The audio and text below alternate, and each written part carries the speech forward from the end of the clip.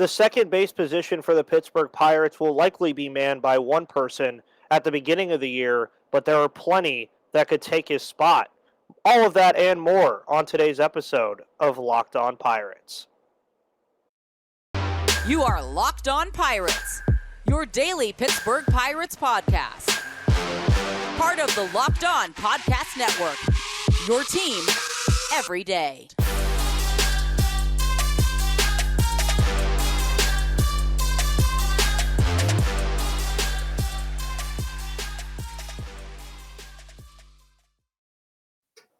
Alrighty, everybody, and welcome back to that Locked On Pirates podcast. I hope you guys are all having a phenomenal Thursday, March 16th, and my name is Ethan Smith, your host of that Pirates podcast here on the Locked On Podcast Network, where it's your team, your Pittsburgh Pirates, every single day. And joining me on Thursday, as he always does now, not very, very long, but very, very going to be long, as he'll be here every Thursday for the regular season, is Craig from Buck's Basement. Craig, how are you today, kind sir?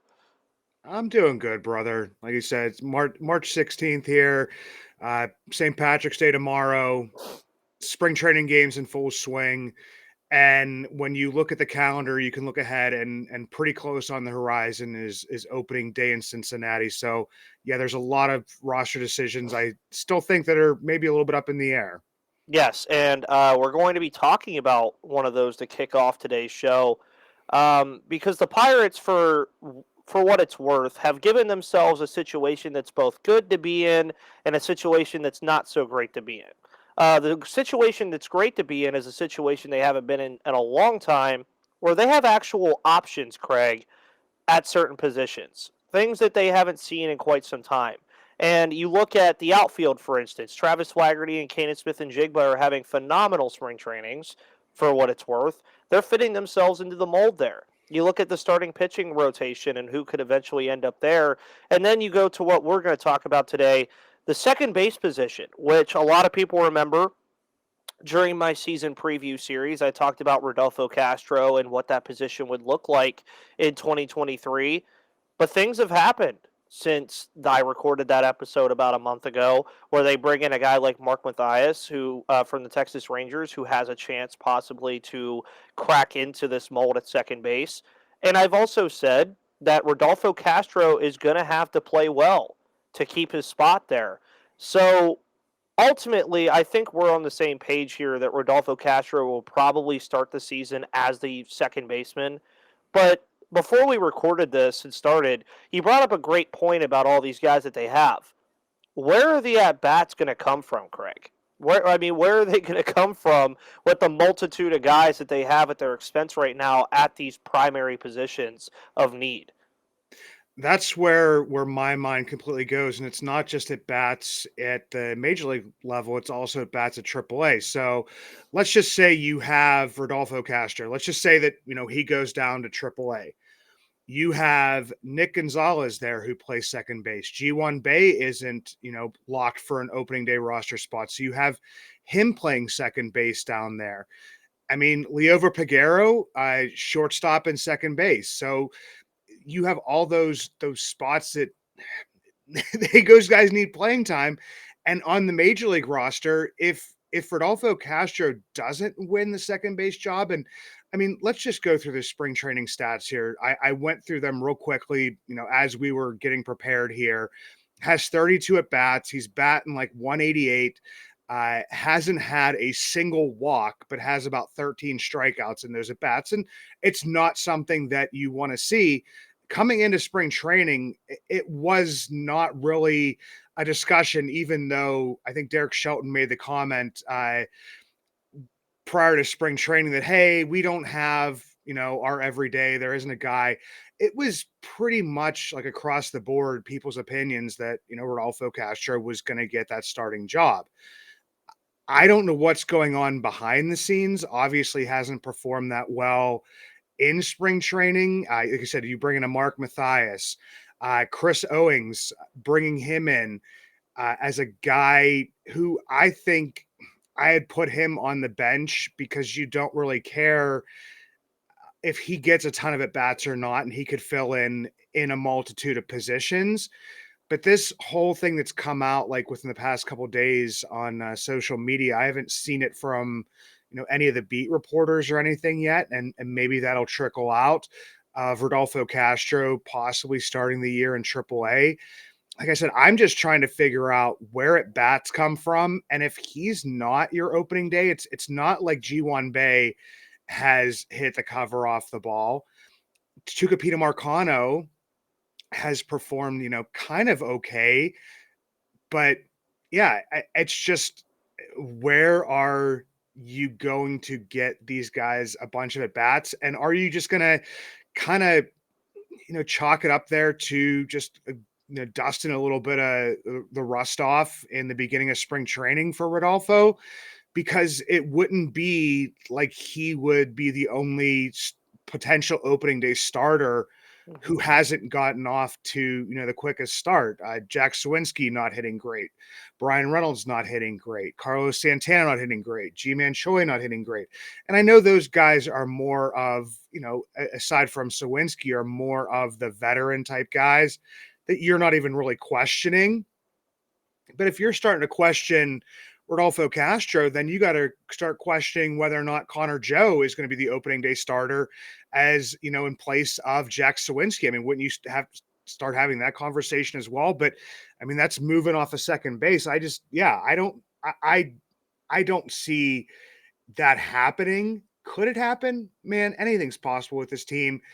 I'm just worried about those at bats moving forward. Yes, and before yesterday, when I talked about it on my show yesterday, there's a certain highly touted prospect in the Pittsburgh Pirates system. I don't know his name or anything, so I'm not going to throw it out there, but he just so happens to play catcher and has also played first base and has also played second base and has also played outfield. I'm kidding. I'm doing this to rile you up, who for everybody listening or watching, they're going to be like, oh, Rodriguez again. But yeah, I mean, I've also said if none of these guys come out at second base, now this is me being serious. I've come out and said this, that if none of these guys at second base really do it for Pittsburgh by the time Super 2 and all that comes out, is it really all that weird to think they might try Andy at second? Probably, because I think he's going to be catching. He's going to be catching when he gets up here. I think to start off, and then when Davis comes up next year, that's when things will get kind of all shaky and movey around. But I do agree with your point on if you're going to question Rodolfo Castro here, you got to question some of the younger guys too. And personally, I don't think the veterans should be as off the table as some may think they are. Just because you're a veteran, if you're playing like crap, dude, you're playing like crap. And there's guys that can come up and fulfill these needs and probably give the same level of production with looks to the future. I think that's going to be a real conversation when a guy like Malcolm Nunez eventually is ready to come up to the major league level. If Santana and G-Man Choi ain't getting it done, there's none of this veteran seniority crap to me. It's going to be, hey, you better pick it up. And I think you got to think the same way like that with Key Brian Hayes. Jared Triolo can slot in that spot if Key Brian Hayes isn't getting it done. O'Neal Cruz, you got guys that could slot in there. I think that's the beauty of where the Pirates are, though, is it feels like for the first time in years, Craig, that we finally have viable positional battles going on, and that it's not just plug and play whoever you can find in the system that you feel is ready, quote unquote. And I think that's a great spot to be in. It doesn't feel like a great spot to be in sometimes because the lineup changes every single day, but for the better. Would you rather be in this position or the position we've been in the last 3 years? I'd rather be in this position, especially when you want to see this stuff get sorted out. I mean, we've talked about the last couple years as being, glorified tryouts, but at some positions, I think those quote unquote tryouts are going to continue, but it is going to look a little bit different. It's going to look like, guys that you want to see playing, hopefully less of, the name of like a Josh Van Meter. And I think that's why people are, you know, going so crazy when you see a name like Chris Owings on my show. I don't know if it was this week or the week before. Chris and I had kind of talked about as long as Chris Owings is used as that replacement off day type of guy, then, we can kind of put that Josh Van Meter, comparison to rest. But yeah, I mean, if you look at Rodolfo Castro, the other one that was like popping into my mind is Nick Gonzalez. I mean, they're starting to report, and I've seen little rumblings out there that Nick Gonzalez is going to be starting uh, in in AAA. Well, he plays second base primarily. Has shown that he can be a little bit versatile and play some third base. I mean, in a pinch, could play some shortstop, but once again, it just starts the conversation all over again because you have Jared Triolo playing third base and first base. You mentioned Malcolm Nunez, probably a first base slash DH. Mason Martin, for all it's worth, is still there as a first base slash DH. So you take Rodolfo Castro and put him down there. Nicky G, Peguero, G1 Bay, Jared Triolo. You're starting to look at all that stuff, and people would be like, "Oh, just put Jared. He's been playing some outfield." I mean, you see Chavez Young, kind of balling out in the World Baseball Classic. There, we haven't got to see him in spring training, but he's still getting his work in.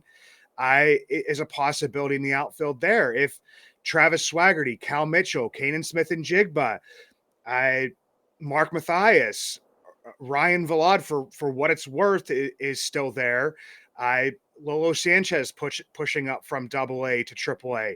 So you're saying like, okay, you're going to get those guys at bats. Well, I'm listing off like 7 or 8 guys that need at bats at 2 to 3 positions regularly in AAA.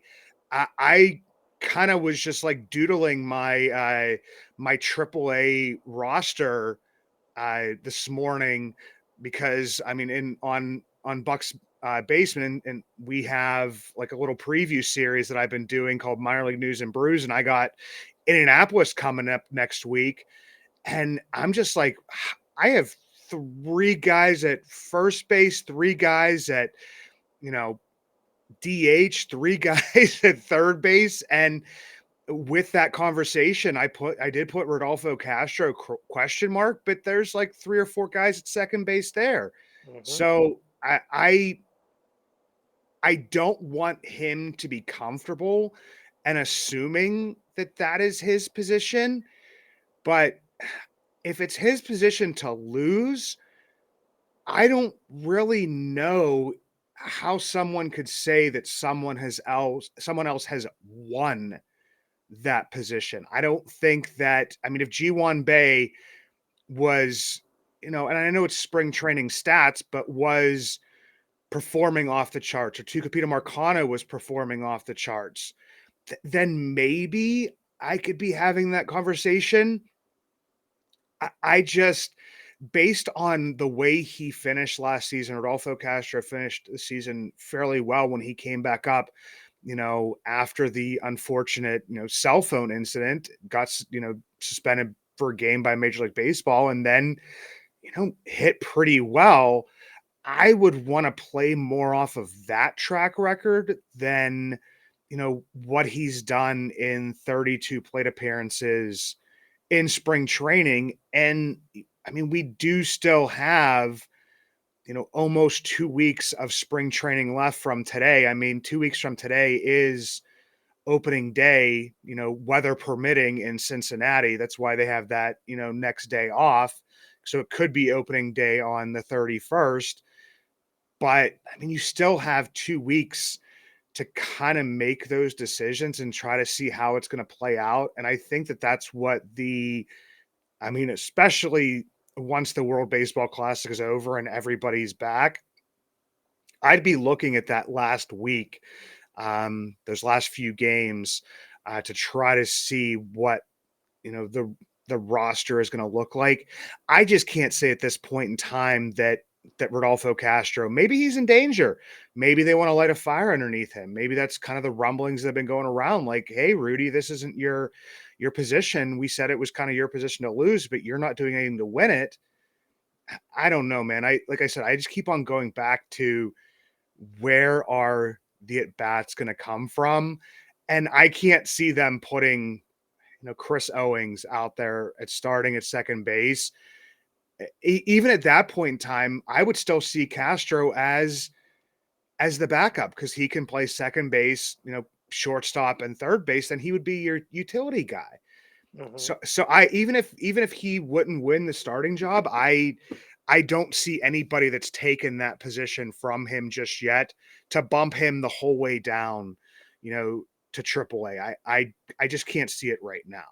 Yeah, and I agree. I just don't see a world where he doesn't start, at least, like you mentioned, at least as a utility guy on this roster. And I keep telling everybody, Craig, about FanDuel Sportsbook, where you can make every moment more at fanduel.com/locked on. March Madness kicks off today. Go bet on all those games. If you listen to me right now, I'm going to tell you two things. There's two games you need to watch out for in terms of games that can win you some money. Oral Roberts upsetting Duke, College of Charleston upsetting San Diego State. I will probably be wrong on both of those. I understand that. It is okay. I'm just asked to give it for my ad read. Now is the perfect time to download FanDuel, America's #1 sportsbook, because new customers get a no-sweat first bet up to $1,000. That's bonus bets back if your first bet doesn't win. So just download the FanDuel Sportsbook app. It's safe, secure, and super easy to use. Then you can bet on everything from the money line to points scored to the spread, the totals, the player points, rebounds, assists, and more. Plus, FanDuel even lets you combine your bets for a chance at a bigger payout with a same-game parlay. So don't miss the chance to get your no-sweat first bet, which should be on the Pirates winning more than 68.5 games, up to $1,000 in bonus bets when you go to FanDuel.com/locked on. That's FanDuel.com/locked on to learn more and make every moment more with FanDuel, an official sports betting partner of the NBA and the Locked On Podcast Network. I've said that on my ad read for the last 3 weeks, that the Pirates are a 68.5 over-under, and they still have not changed it, even though I've continuously told people to bet the over on that win total for the reasons that we're talking about now. You look at second base, and we literally just had a 15-minute conversation about one position. On top of that, you could go to the outfield and say, okay, Chavez Young, as you mentioned, has had a phenomenal WBC. Travis Swaggerty has had a phenomenal spring. Kanan Smith-Njigba has had a pretty good spring. There's a lot to like there, too. Pitching-wise, Luis Ortiz and Johan Oviedo are going to insert themselves into that fold eventually. But one place that I do want to get that has been interesting, and I talked about it yesterday on trends that I want to see go away for the Pirates in 2023, what's going on with this bullpen, Craig? Because ever since the Harleen Garcia injury, it feels like there's not a lot going on that's of liking, if that makes any sense. Like, it feels like things are just kind of being put together, and that makes me think. Do you use some of these prospects that you don't know if you're going to find spots for them to trade for some relief help? Chris and I just talked about this on the show that came out on Wednesday, and we said no, just because of the number of NRIs that we have on our team that are left-handed. Angel Perdomo just came out and had a pretty good outing the other day. You got Caleb Smith, you've got Zamora, Zazinski, Kent Emanuel. There's just so many that could go through there. And not that we want to see it happen, but maybe even, an NRI that's let go from another team, or you're going to see these cut downs until we know exactly how serious this injury is to Harleen Garcia. I know, as of last week, he couldn't grip a baseball, and that's pretty important for, a left-handed reliever, is to actually be able to grip the baseball that you're going to throw. But even if it's a 60-day IL stint, that would take you through April and May. You'd still possibly, hopefully, get him back in June. You have that option for him for next year.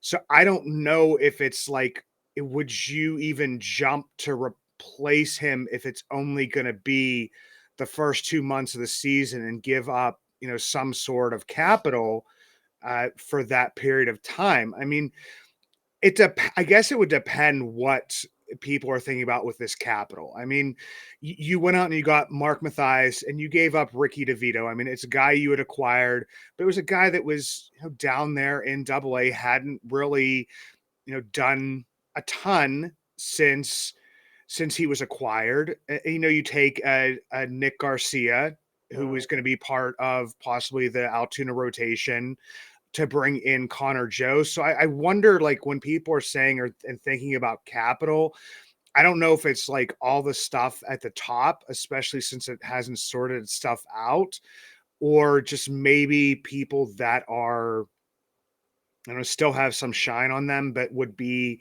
down in like Greensboro or Altoona.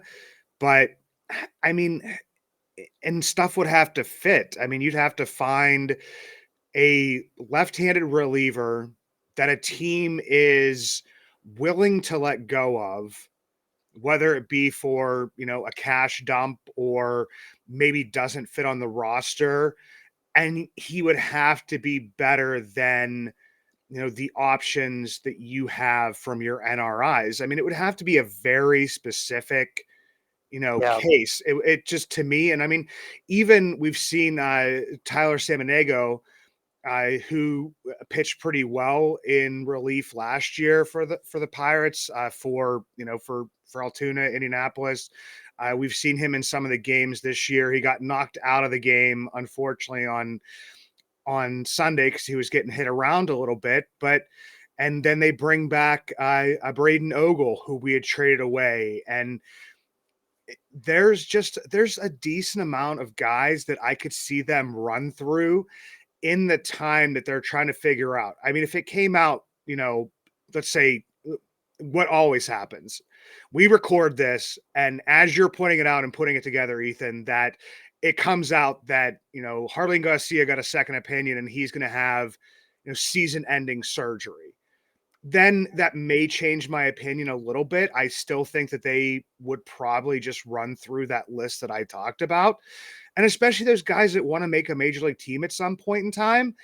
I mean, with those NRIs, we don't know if they have opt-outs if they don't make it. But if they're the left-handed relievers and they find out that the Pirates only quote unquote kind of veteran left-handed reliever outside of, your Rule 5 pick, they may stick around in AAA because they know they're probably going to get a shot at the majors at some point this year.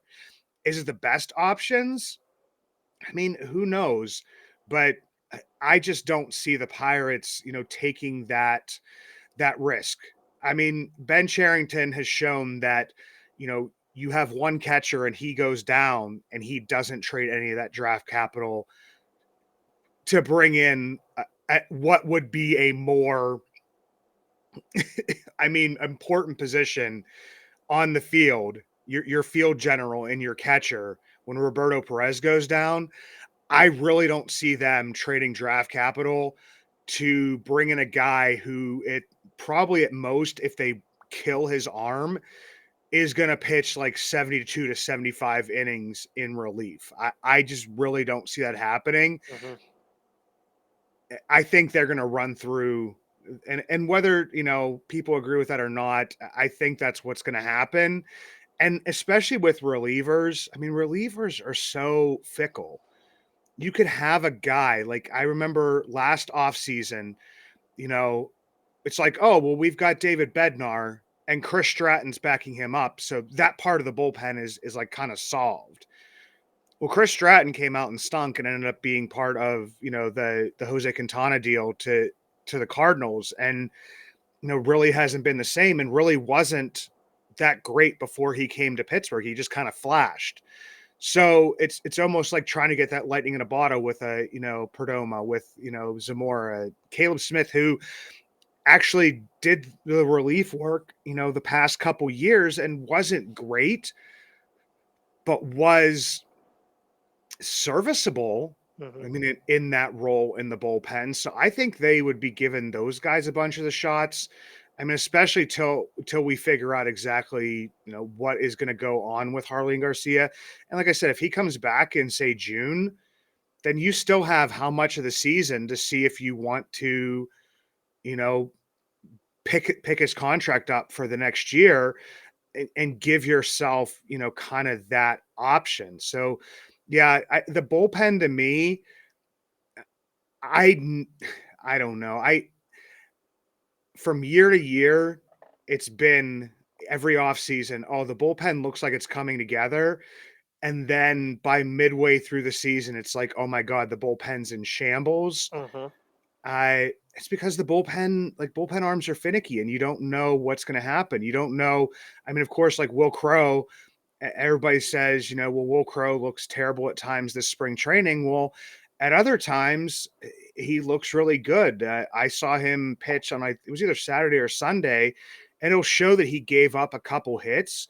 Well, those couple of hits that he gave up was like soft contact that got put up in the wind, and the outfielders, couldn't gauge where it was going to be, and they just kind of dropped in. So, yeah, it's going to come up as a hit. But realistically, and what is he doing on his off days in his bullpen sessions, with Justin Message and Oscar Marine? What are they seeing from those? So, I mean, it's just kind of like we're going to have to see how this plays out. But at the moment, I don't see them trading any capital to get a relief arm. I just really don't see that happening. Yeah, and I mean, I feel like it would have to take a lot for them to do it. It's just something that I understand why people are thinking about it, because it is going to become an issue if Harlan Garcia is out for a while. But at the end of the day, it is just a reliever. You can find one like NRI. You could find one maybe even in free agency for all I know. It's something that the Pirates will eventually figure out. And the one thing that we've also seen from Ben Cherington that I think is still a reason, I actually had somebody yesterday ask me how I come on this show and be positive all the time. And part of that positivity as of right now is Ben Cherington and the fact that I know when he says he's going to do something, he's going to do it. You look at the track record of the things he said he's going to do as a Pittsburgh Pirates GM, 9 times out of 10, he's gotten it done. I mean, realistically, the only times that you can really sit there and say, okay, this is a little weird, is you had Brian Reynolds as an all-star that year, and a lot of people thought he was going to be traded, and Cherington kind of hinted at it a couple of times that he would be alongside Adam Frazier, and he wasn't. Now that situation is obviously where it is now. There's been other times too, like last year with Roberto Perez. You mentioned he goes down. He didn't care really to go out and get some stopgap catcher, knowing that he has Endy Rodriguez and Henry Davis. But the other big thing about this team is, yes, me and Craig could sit here all day and say they have all the options in the world. This is going to work itself out the way it's supposed to. That's how it always works in baseball. That's one constant you can always go back to, is it is always going to work itself out the way it's supposed to. But there's an argument here that we're saying these are options. We've seen these guys play a little bit. But this is really more for Ben Cherington at this point, because we haven't really seen a lot of Ben Cherington products yet. And we're getting there. We're on the precipice of this happening. This is going to be a very interesting year for Pittsburgh because of that fact. Because you're going to start seeing some Ben Cherington guys come up and make their debuts. And if they flame out, that it's going to get real interesting. That's all I have to say. Yeah, this is definitely where the rubber meets the road. And I mean, for those that are watching on, YouTube or whatever, I see your Georgia, your jersey or your pullover back there. And it makes me, like, I've equated Ben Cherington's tenure with the Pirates so far in a GM is when a college football coach gets hired. And you say you don't really judge a GM, you don't judge that college football coach until his first recruiting class actually becomes contributors in like the everyday lineup. So it'd be like, a college football coach takes over a program that's in shambles or, is falling apart or is, being quote unquote, built back up and, saying, well, he had a losing record in his first, 2 seasons. So now we need to fire him. Well, he wasn't the guy that went and sat down with those guys and got them to, sign their commitments to the team to come on. When he starts to use those guys as like, you went out and recruited your quarterback, your running back, your wide receivers, your defense, all that kind of stuff, then we can start to judge the team. With Ben Cherington, I mean, this is the first year where I think we can really, in some ways start to judge him as if, his players start to come up and don't perform well, or some of his players that he's selected or traded for start to flame out before they even make it to the big league roster. And I think that's what I'm going to be looking at over this year and next year. And by the end of, 2024, it's going to be, well, how many, Ben Cherington acquisitions, Ben Cherington, draft picks, trade, whatever it would be, are on the major league roster. And also, how has he, developed the guys who were still young in the system when he did come on, even if they are, Neil Huntington guys, because he had, more years in their development, like a Quinn Priester. Like, what's he going to do this year? I mean, yeah, it was a Neil Huntington guy, but by the time that, Neil Huntington was gone, he barely had any pitching done because the 2020 season was canceled. So you had 2019, after he was drafted, a small sample size under Neil Huntington's development. The rest of Quinn Priester's development has been underneath, Ben Cherington's regime. So how is Quinn Priester going to play out? Just different players like that. And I think those are the questions we're going to see answered. And if it's a lot of negative answers by the end of next year, I think that we may see, kind of where this build/rebuild is going. Yeah, of course. And it's going to be fun covering it. You're going to be here every Thursday with me covering all of it. What do you got going on this upcoming week, Craig, over with Buck's Basement and all the other things that you do? Inside the Bucks Basement here on Thursday, I have a Travis Swaggerty article coming out just because, he's a big point of discussion, and I had it in the drafts for the longest time, and just have been like trying to figure out what's going on with Swaggerty.